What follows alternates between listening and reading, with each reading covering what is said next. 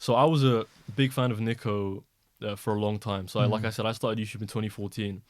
And around the time 2015, 2016, I found Niko. He had, I can't remember how many subs he had, but he had a lot less subs than he has now. And he was making like talking to the camera and also skit videos, and they were so creative. You know, some people you just see and you're like, yeah, this person is going to be successful. This person is, you know, a genius. I really love his content, and I followed him for a while. I just wanted to basically, you know, collab with him at the time, but I just wasn't ready.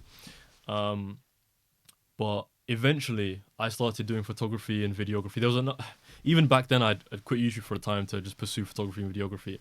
And I was taking photos for people, and I was posting on Twitter. And he would follow fans on Twitter back in the. I think he probably still does, but back in the day, he'd also follow back fans, and he'd followed me. And then eventually, I think he just saw one of my photos and was like, you know, let's kind of maybe do a photo shoot. We never had a photo shoot, but eventually one time I think he invited me to shoot a video with him as like a fake cameraman. It was like, I think the first Johnny Kerry prank, when they pranked him about like some deal he was getting. It was like 2018. It was a while back. I remember that one.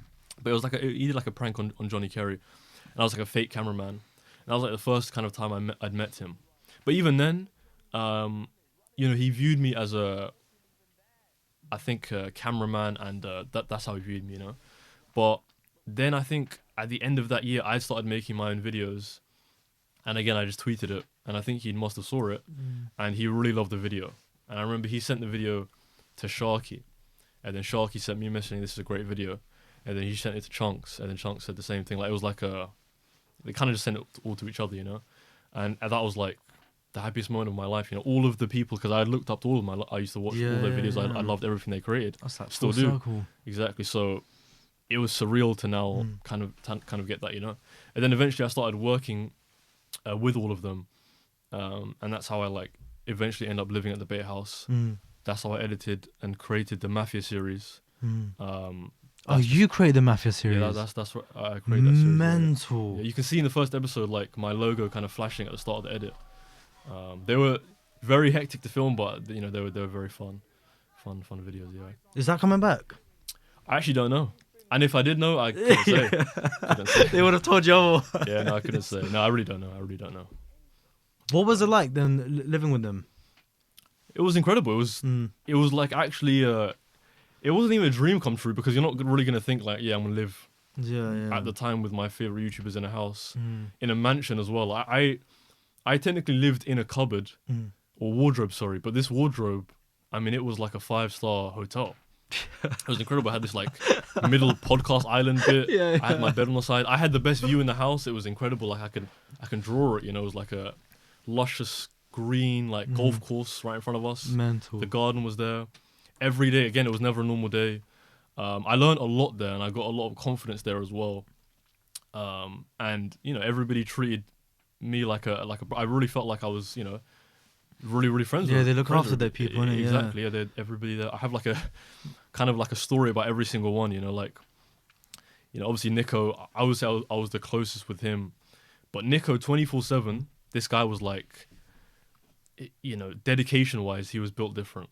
Anytime I'd go into his room, all he'd be doing is YouTube analytics, just checking his page, or like trying to come up with video ideas. This guy's like so dialed in, so zoned in.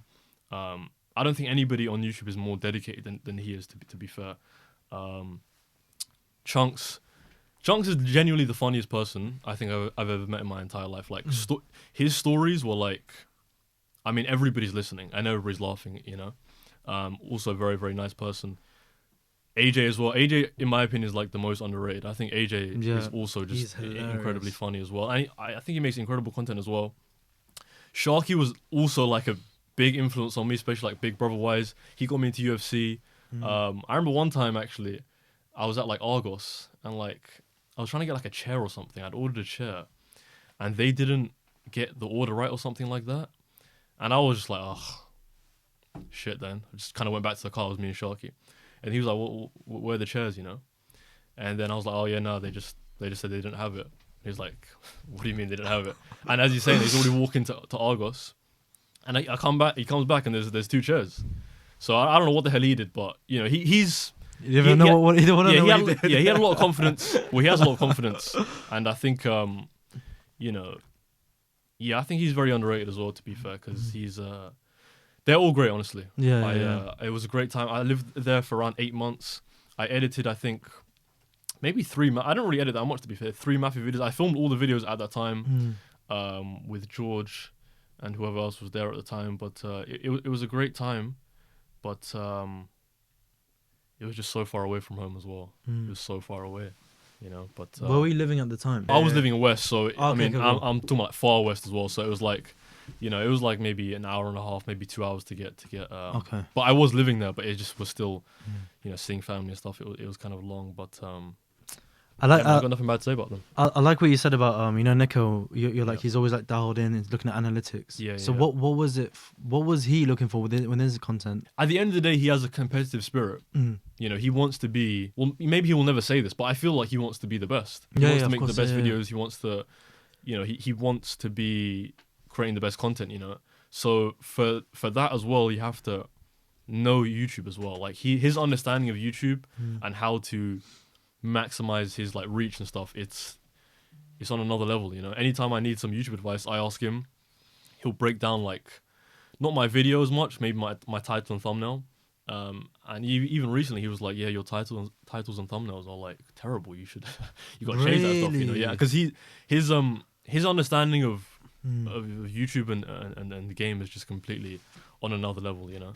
So it's a great cheat code to have. And also he's also a great person because, you know, we've been using his camera now for how long? Like, basically like a year now. Like he basically let us borrow his A7. Oh no, you're still using it. So that's the camera we've been using for like most Real Life is Wild videos. But initially, I got to give props to Nadeem as well, Naumac, because he let us borrow his camera for like the first 3 or 4 Real Life is Wild videos. So I really appreciate him. Honestly, everybody I've met in the YouTube space, which is admittedly not a lot, I don't really have any bad stories to tell. I really do like all of them. Yeah. What's like one big learning you learned from like YouTubing from like Niko or anyone that you've worked with? So like let's say like the thumbnail and the title is important. Yeah. But is there like anything that you learned that was like a big eye opener or like any myths that you learned about YouTube?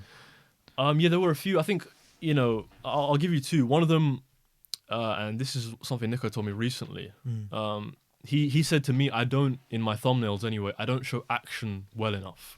So that you could, you know, kind of take that in whichever way you want. But I took that as like, you know, in the thumbnails, you're obviously trying to make people click. So you have to be showing them something that is like happening, if that makes sense. Something, maybe not even in motion, but just something that's happening. So let's say, for example, we have like a bike thief video. We're going to try to reshoot the thumbnail for that. You know, maybe show someone actually stealing a bike from someone. You know, some sort of context like that. But I think that definitely really helps. And as well, what Niko and the rest of the Beta Squad taught me indirectly is just to have confidence. You know, they actually gave me confidence to like maybe do stuff out in public. This is your life. This is your job. You should take it seriously. You know, this is something. You know, you should have confidence. Yeah.